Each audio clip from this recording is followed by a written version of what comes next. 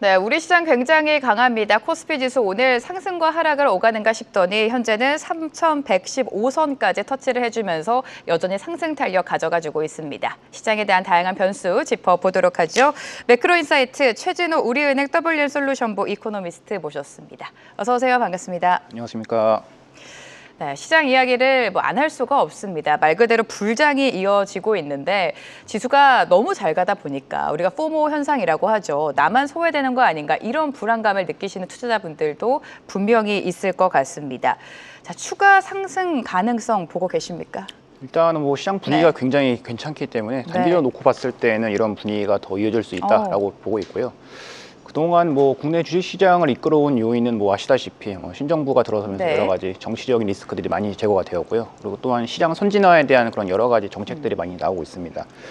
그리고 여기에 경기 반등을 위한 여러 가지 통화 정책이라든지 재정 정책에 대한 기대감도 높아지고 있는 상황입니다. 아시다시피 뭐 재정 정책 같은 경우에는 1차 추경이 벌써 13.8조 원이 확정이 되었고요. 2차 추경도 20조 원 정도가 지금 발행이 될 예정이기 때문에 재정 정책에 대한 기대감이 굉장히 높은 그런 상황이죠. 그리고 여기에 이제 한국은행이 기준금리 인하하겠다라고 하는 이런 비둘기적인 스탠스까지 더해지면서 팔레시 믹스라고 하는 이제 정책 네. 조합이 좀 이루어졌다라는 점에서 굉장히 긍정적인 분위기가 좀 이어질 것 같습니다.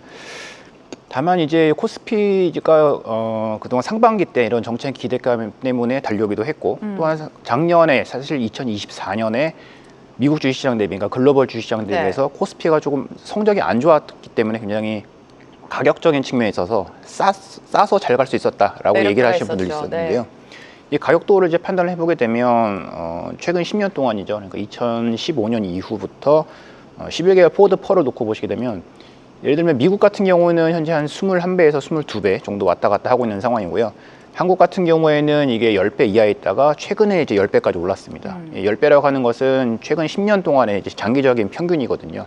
그래서 평균까지 올라왔다라고 하는 것은 그동안은 코스피가 싸다라는 관점 때문에 충분히 올라올 수 있었지만 앞으로는 이제 그러한 밸류에이션 매력이 조금씩 경감될 수밖에 없기 때문에 이제 이러한 밸류에이션 메리트가 경감되는 것을 보완해주기 위해서는 실제로 한국 기업들이 돈을 잘 벌고 있다라는 것을 증명을 해주는 기간이 필요하겠죠.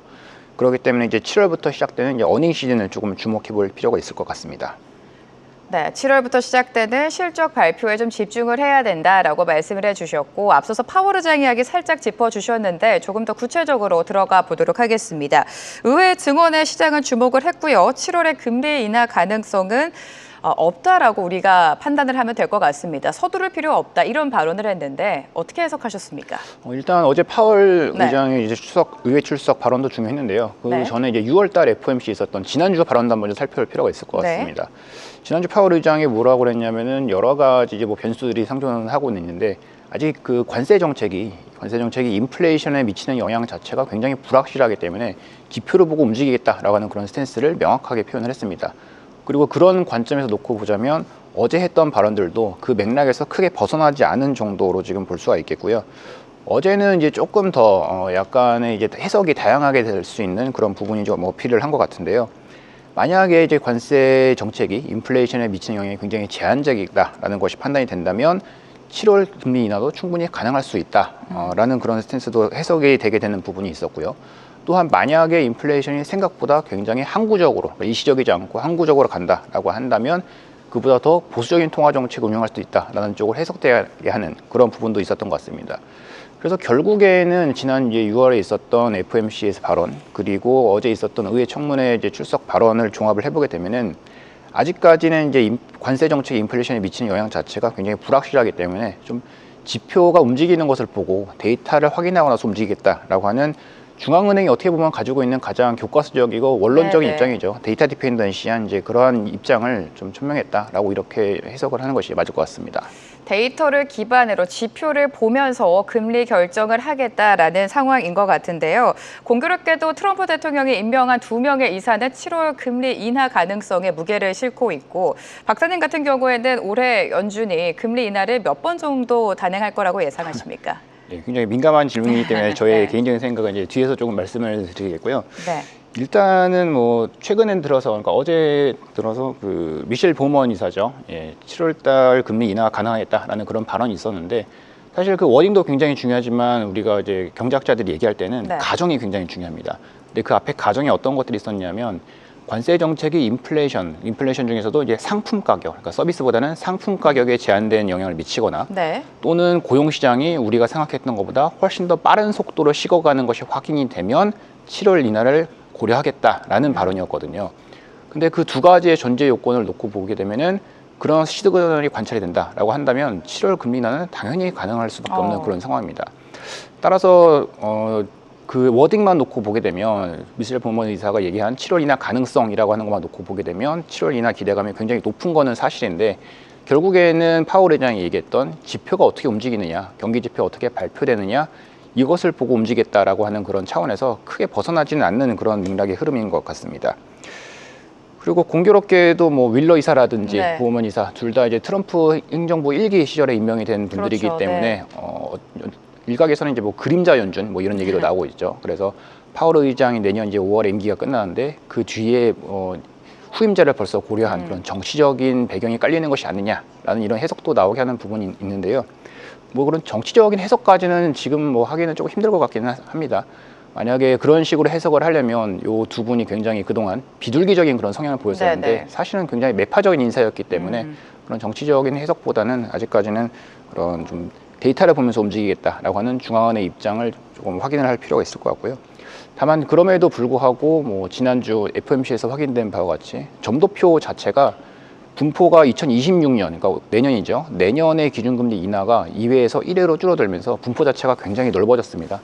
그 얘기는 연준 위원들 간에도 아직 기준금리 향방에 대해서 다양한 생각이 있다라는 것을 얘기를 하는 것이거든요. 그런데 또 내년이라고 하는 것은 또 물리적인 시간이 남아있기 때문에 그동안 우리가 확인할 수 있는 경제 지표들 이런 것들을 좀 확인을 하면서 갈 필요가 있을 것 같습니다. 네, 연준의 금리 인하 몇 번을 단행할지 시장에 좀 관심이 쏠리고 있고요. 막상 금리 인하가 단행이 된다면 미국 증시에 호재로 작용할지도 궁금해지는데 박사님의 의견을 좀 여쭤보도록 하겠습니다. 예, 일단은 네. 올해 기준금리 인하 2번 정도 할 거다라고 하는 것은 작년 점도표에서부터 계속해서 얘기를 했던 그렇죠, 것이거든요. 네. 그렇기 때문에 그 정도의 기준금리 인하는 시장에 이미 반영이 되어 있다라고 봐야 될 것 같고요. 그렇다면은 과연 시장이 예상하는 2번 이상, 3번, 4번을 갑자기 기준금리를 확 인하를 한다라는 것이 미국 경제의 미국 금융시장, 주식시장 굉장히 좋을 것이냐라는 것을 놓고 보게 되면 이거는 약간 해석의 여지가 조금 있긴 합니다만 해석을 할 때 아규먼트가 좀 있긴 합니다만 기준금리를 갑자기 또 확 낮춘다라고 네. 하는 것은 그만큼 미국 경제가 더 안 좋다라는 것을 반증하는 것이기도 그럼요. 합니다. 네. 채권 같은 경우는 금리가 가격 결정 요인의 100%지만 주식 같은 경우는 금리하고 이제 같은 이제 파생 함수로서 사용을 하고 있는 성장성이 굉장히 중요한 함수입니다. 그래서 금리가 낮아진다 하더라도 성장성이 너무나 빠르게 낮아진다라고 한다면 미국 주식시장도 그걸 긍정적으로 소화하지는 못할 것 같거든요.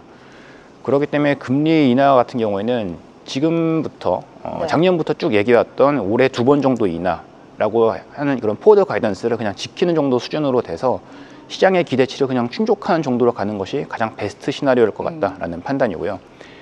굳이 만약에 한 번으로 줄어드는 것 또는 3-4번으로 금리 인하가 확 네. 늘어나는 것 둘 중에도 어떤 게 미국 주식시장에 좋을 것 같냐라는 만약에 질문하신다면 저는 오히려 급격한 인하보다는 이 금리 인하 폭이 줄어드는 것이 더 주식시장에는 긍정적일 것 같다라고 말씀드리고 싶습니다. 왜냐하면 앞에서 말씀드린 바와 같이 네. 금리 인하 폭이 줄어든다라고 하는 것은 그만큼 미국 경제가 높은 물가를 견뎌낼 수 있을 만큼의 펀더멘탈 체력이 된다라는 얘기거든요.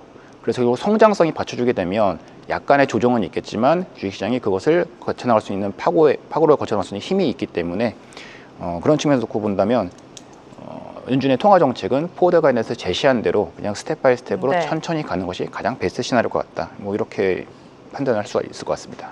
네, 급격한 금리 인하는 사실 시장에 좋을 거는 없습니다. 그만큼 미국 경제, 미국 경기가 흔들리고 있다라는 증거일 텐데요. 시장이 가장 싫어하는 게 불확실성인데 시장 예상대로 올해 2차례 정도 금리 인하가 되는 게 좀 베스트 시나리오가 될 것 같다라고 말씀을 해주셨고 간밤 미증시를 생각해 보면 반도체주 랠리가 좀 이어졌습니다. 미증시 최근에 그래도 반등이 나서주고 있는데 AI 관련주들 그러니까 미국의 기술주 빅테크의 상승 여전히 유효하다고 보십니까? 일단은 네. 빅테크라고 하는 것이 뭐 일시적인 그런 붐은 아니고요. 우리가 90년대를 한번 생각을 해보게 되면 인터넷이라고 하는 것이 이 세상에 막 보급이 되면서 네. 인터넷 관련된 그런 기술주들이 많이 붐을 일으켰던 그런 사례가 있습니다. 그리고 실제로 인터넷이 많이 보급이 되면서 미국을 중심으로 해서 전 세계의 그런 생산성이 많이 올라갔죠.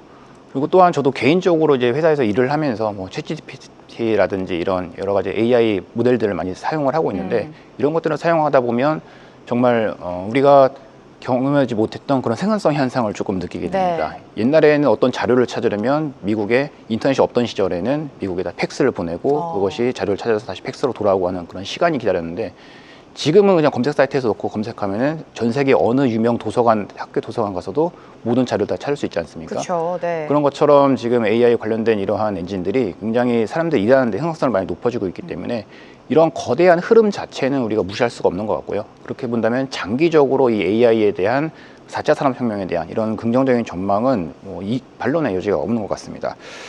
하지만 이제 다만 이제 이것이 주가, 그러니까 우리가 투자적인 측면에서 놓고 볼 때 계속해서 그렇다면 좋을 것이냐라는 것을 놓고 보게 된다면 일단 작년 같은 경우에는 미국 S&P 지수 안에서 그 M7 종목이 차지하는 비중이 높을 때는 34%까지 가졌습니다. 근데 지금은 이것이 조금 많이 하락을 해서 네. 20% 후반, 28%, 27%까지 떨어진 상황이고요. 그 배경에는 이제 여러 가지 트럼프 정책이라든지 미국의 밸류에이션의 부담, 이제 그런 것들이 있겠지만 전반적으로 지금 나타나고 있는 주식시장의 그런 흐름은 섹터별 로테이션이 계속해서 나타나고 있습니다. 그렇기 때문에 이런 섹터별 로테이션 안에서 그리고 특히나 또 한국 같은 경우에는 이번 신정부가 이제 들어서면서 추진하게 될 여러 가지 정책 수혜가 좀 기대되는 네.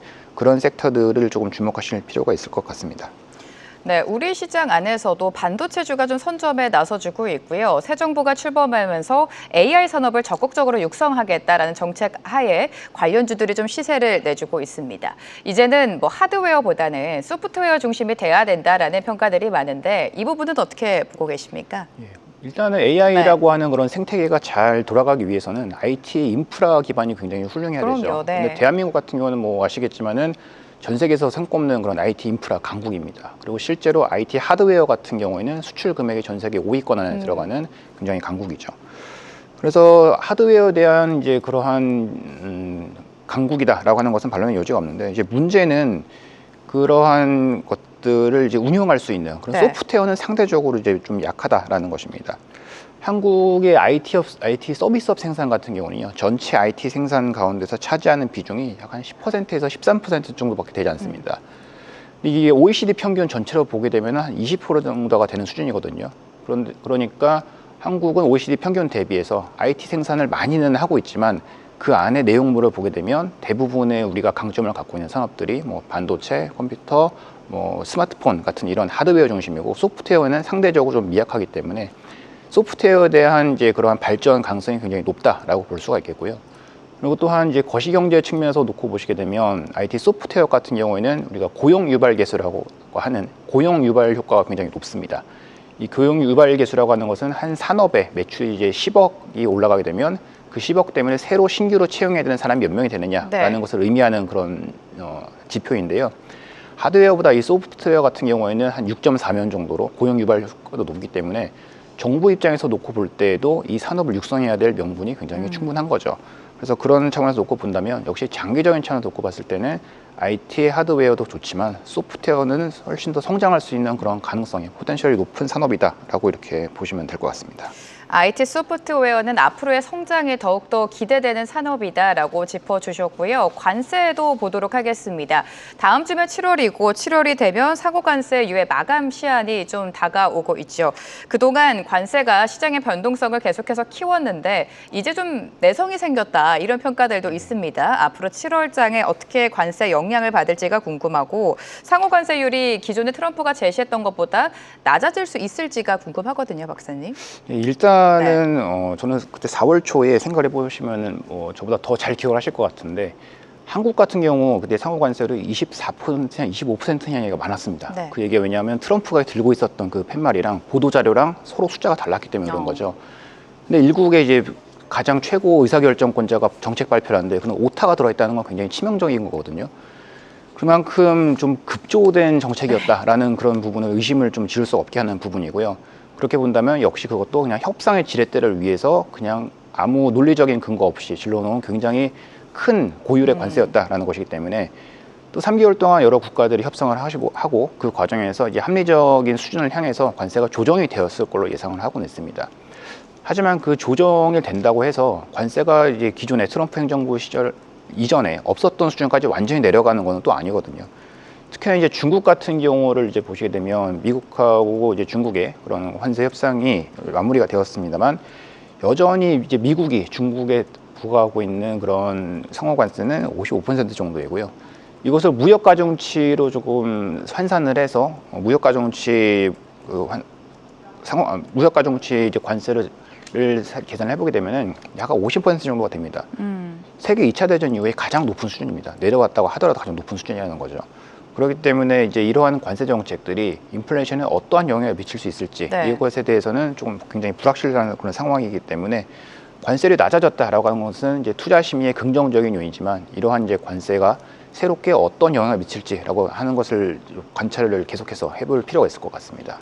네, 관세에 대한 영향 여전히 있을 것으로 예상되기 때문에 좀 지켜봐야 된다라고 말씀해 주셨고 사실 아직까지 관세 영향이 물가에 반영되지는 않았습니다. 이건 어떻게 예상하고 계십니까? 예, 미국 네. 최근 CPI를 보시게 되면 5월 달이 이제 약 2% 중후반대로 굉장히 안정적인 수준인데요. 물가가 이제 관세 정책에도 불구하고 반응하지 않는 이유는 크게 두 가지가 있을 것 같습니다. 네. 첫 번째는 이제 물리적인 시차적인 요인이 있을 것 같고요. 두 번째는 이제 공급 충격과 이제 그 수요 충격이 이제 상쇄되는 이제 그런 효과를 나눌 수 있을 것 같은데 물리적 시차는 말 그대로 트럼프 정책을 보시게 되면 4월달에 상호관세 발표를 했다가 이게 3개월 동안 유예를 해줬습니다. 그리고 나서 이것을 다시 협상하는 이런 기간을 발표하고 유예하고 하는 그런 기간이 있었고요. 그리고 또한 이제 그러한 기간 동안 미국의 이제 수입업체라든지 이런 기업들이 항상 수입을 할 때는 내일 사용해야 될 원자재를 오늘 수입하는 것이 아니고 내일 사용해야 될 그런 제품들 오늘 수입하는 것이 아니고 3개월에서 한 길게는 6개월 정도까지의 그런 재고 축적량을 네. 가지고 수입을 합니다. 그렇기 때문에 이런 관세를 회피하고자 미리미리 다 수입을 했던 그런 부분들이 있기 때문에 이런 관세 정책이 트럼프의 이제 유예 기간 그리고 또 기업들이 재고 축적하는 기간 이런 것들을 고려를 했을 때에는 빨라야 저는 여름 정도가 돼야지 그런 것들이 지표로 반영이 될 수 있을 것이다 라고 보고 있고요. 7, 8월 정도에 이제 지표가 확인이 되려면 한 달 정도의 시차가 걸리니까 또 8, 9월 정도가 되어야 우리가 네. 실제 데이터를 확인을 할 수가 있을 것 같습니다. 그래서 이 8, 9월 데이터가 어떻게 나오냐라는 것을 또 굉장히 유심히 봐야 되는데 그렇다면 이게 얼마나 바뀔 것이냐라고 하는 것이 또 하나의 핵심 포인트가 될 수가 있겠죠. 두 번째 아까 제가 말씀드렸던 관세라는 것은 분명히 기업 측에 좀 부담을 가게 되는 공급 충격입니다. 네. 하지만 공급 충격이 오게 되면은 이제 물가가 오르는 거는 명확한데 만약에 경기 위축이 함께 오게 된다라고 한다면 수요 위축이 같이 오기 때문에 물가가 생각보다 많이 안 올라갈 그런 가능성도 있습니다. 그래서 이것은 굉장히 이론적인 부분이기 때문에 어떻게 된다라고 말씀을 드리기가 굉장히 어려운 부분이고요. 이런 부분 때문에 아마 파월 의장도 계속해서 좀 지켜보겠다라는 입장을 하고 있는 것 같습니다. 다만 이제 샌프란시스코 연준이 작년에 이제 발표했던 그런 연구 논문을 보시게 되면 네.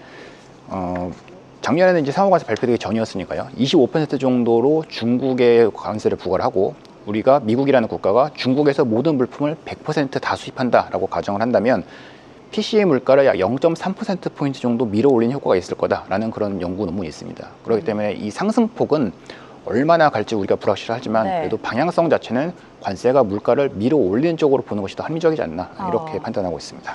관세가 물가에 얼마나 영향을 줄지는 8월, 9월에 발표되는 지표를 통해서 확인해 봐야 된다라고 말씀해 주셨고 관세 물가 영향은 좀 제한적일 것이다. 이런 연준들의 전망이 있습니다만 최근 지표를 확인해 보면 고용 둔화는 확실히 나오고 있습니다. 파월 의장 같은 경우에는 워낙에 고용 데이터를 중시하고 있기 때문에 이 부분도 살펴봐야 될 것 같은데 고용 시장은 어떻게 보셨습니까? 예, 뭐 아시다시피 연준의 네. 이중 책무는 이제 물가하고 고용 안정 두 그럼요. 개인 거죠. 그런데 이제 지난주에 있었던 6월 FOMC에서 발표된 경제전망 보고서를 이제 보시게 되면 네. 경제 성장 전망치는 내려갔고요. 그리고 물가 상승률 같은 경우는 전망치가 올라갔습니다. 그리고 실업률 같은 경우에도 살짝 올라가기는 했는데 내년하고 내후년 예상하고 있는 실업률이 4.5% 정도입니다. 물론 이제 실업률의 방향성이라는 측면에서 볼 때는 실업률이 올라가는 것은 안 좋은 요인이긴 한데 우리가 자연 실업률이라고 하는 그런 개념이 있습니다. 그러니까 한 국가의 인플레이션을 유발하지 않고 달성할 수 있는 그런 안정적인 실업률이 얼마냐라고 하는 것을 학문적으로 추정하는 그런 숫자인데요. 미국의 자연 실업률 같은 경우에는 미국 국회의회 예산처 CBO에서 추정하는 숫자가 한 4.4% 정도가 됩니다. 네. 그러니까 4.5%라고 연준이 전망을 한 이 숫자와 자연 실업률이라거나 4.4% 차이는 갭이 이렇게 크지가 않죠. 그렇기 때문에 방향성 자체가 고용시장이 둔화되고는 있지만 연준이 이것 때문에 굉장히 급격한 금리 인하를 할 정도로 고용시장이 빠르게 식어가고 있는 것 같지는 않다라는 결론을 내릴 수가 있겠고요. 근데 그럼에도 불구하고 연준의 입장에서 고용시장은 말씀하신 것처럼 굉장히 중요한 지표 중에 하나입니다. 우리가 작년 사례를 좀 보시게 되면요. 작년 사례 보시게 되면 8월 달에 실업률이 좀 급등을 했던 그런 경우가 있었고요. 실업률이 급등을 하면서 우리가 경기 침체를 예상하는 샤메 법칙이라고 하는 것이 갑자기 회자가 되면서 곧 미국의 경기 침체가 다가올 것이다 라고 하는 이제 그런 전망이 올라갔습니다. 그러면서 연준은 9월에 갑자기 B컷을 통해서 50bp를 금리를 확 인하했던 그런 사례가 있죠. 그렇기 때문에 이런 선례가 있기 때문에 고용시장이 갑자기 확 둔화를 보인다, 굉장히 빠르게 둔화를 보인다라고 한다면 연준도 기준금리 인하를 착착 해나갈 수 있는, 예정대로 해나갈 수 있는 이제 그런 룸이 좀 있을 것 같다. 이렇게 말씀을 드리고 싶습니다. 네, 우리 시장으로 돌아와 보면요. 국내 시장 모처럼 랠리를 이어가고 있습니다. 워낙에 단기간 안에 가파른 상승이 나오고 있어서 좀 우려하는 투자자분들도 있을 텐데 우려 요인도 분명히 있습니다. 지금 수출 경쟁력이 약화가 되고 있고 경제 성장률 역시 대폭 하향 조정되고 있는데 이 부분도 면밀하게 지켜봐야 될 것 같아요.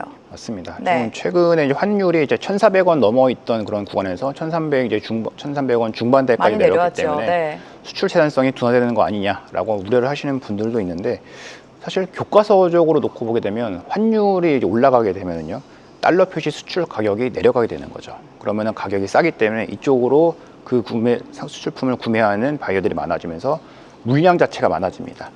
그래서 수출액이 늘어난다라고 하는 것이 교과서적인 흐름인데요.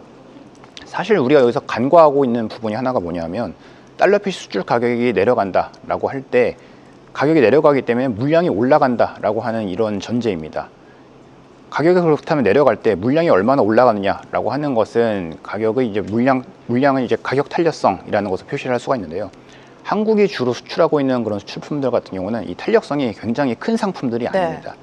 왜냐하면 우리가 하이테크 제품들, 반도체라든지 선박, 자동차 이런 것들은 물론 가격 경쟁력이 중요하긴 합니다만 가격보다는 그 제품의 경쟁력 자체가 굉장히 중요한 상품이기 때문에 가격 변동에 의해서 물량이 변하는 정도가 굉장히 작은 부분이고요.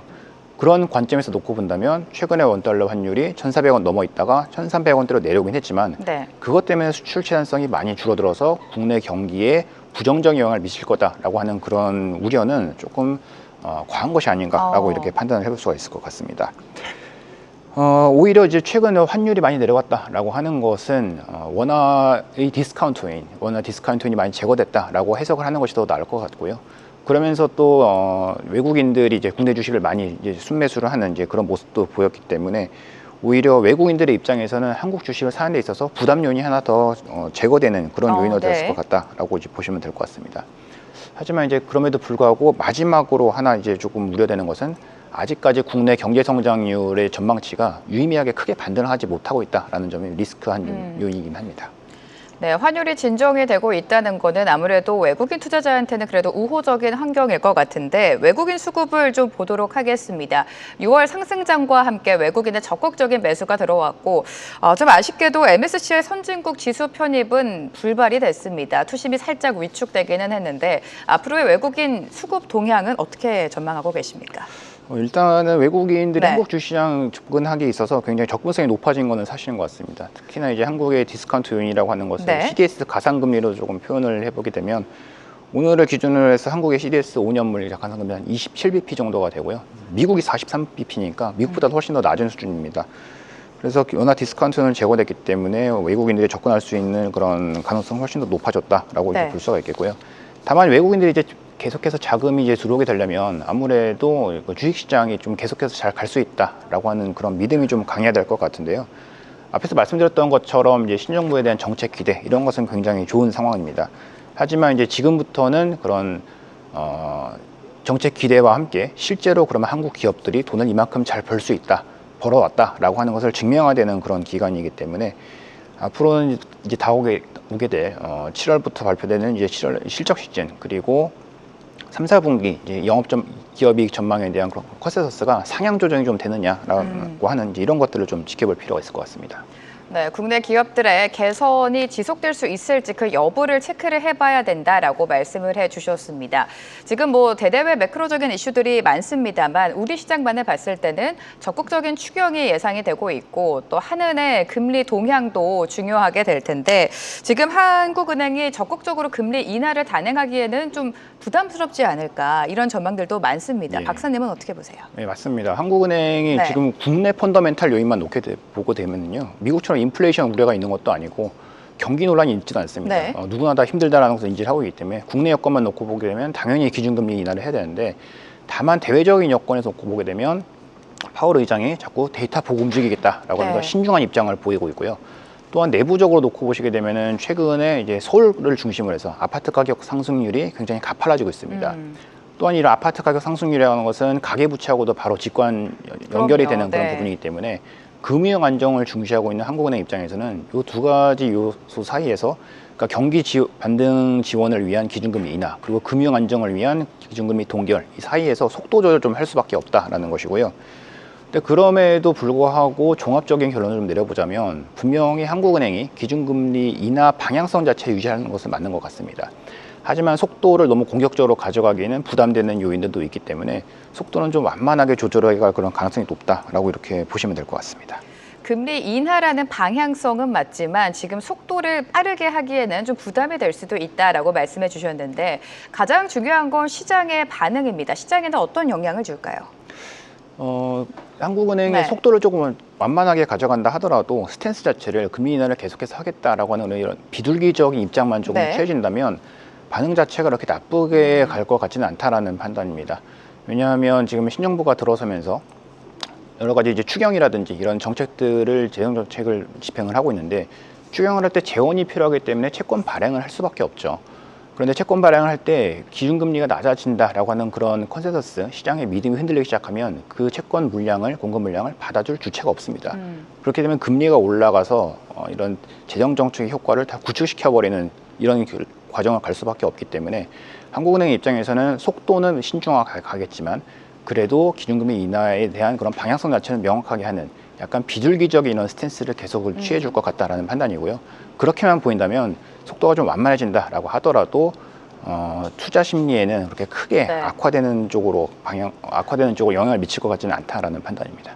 금리 인하라는 스탠스만 가져간다면 시장 영향은 그렇게 크지 않을 것이다라고 말씀해 주셨고요. 마지막으로 간략하게 하반기 자산 배분 전략을 여쭤보도록 할 텐데 현 시점에서 우리가 주식 비중을 좀 늘리는 게 좋을까요?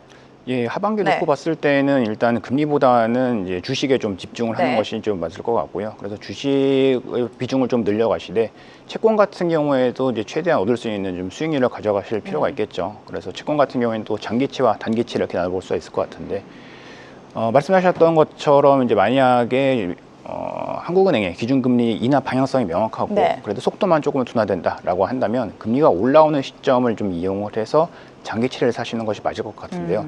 다만 그 인하하는 속도가, 한국은행의 기준금리 인하 속도가 완만하다면 이 금리라는 이제 금리 변동폭에 의해서 장기채 같은 경우는 가격 변동폭이 굉장히 크게 나타날 수밖에 없습니다. 그렇기 때문에 단기채를 좀 일정 부분 가져가면서 그러한 변동성을 조금 메이크업하는 이제 그러한 전략으로 가져가시는 게 낫지 않을까, 예, 그렇게 판단하고 있습니다. 네, 하반기 자산 배분 전략까지 자세하게 짚어주셨습니다. 최진호 우리은행 WM솔루션부 이코노미스트와 오늘 함께했습니다. 도움 말씀 감사합니다. 감사합니다.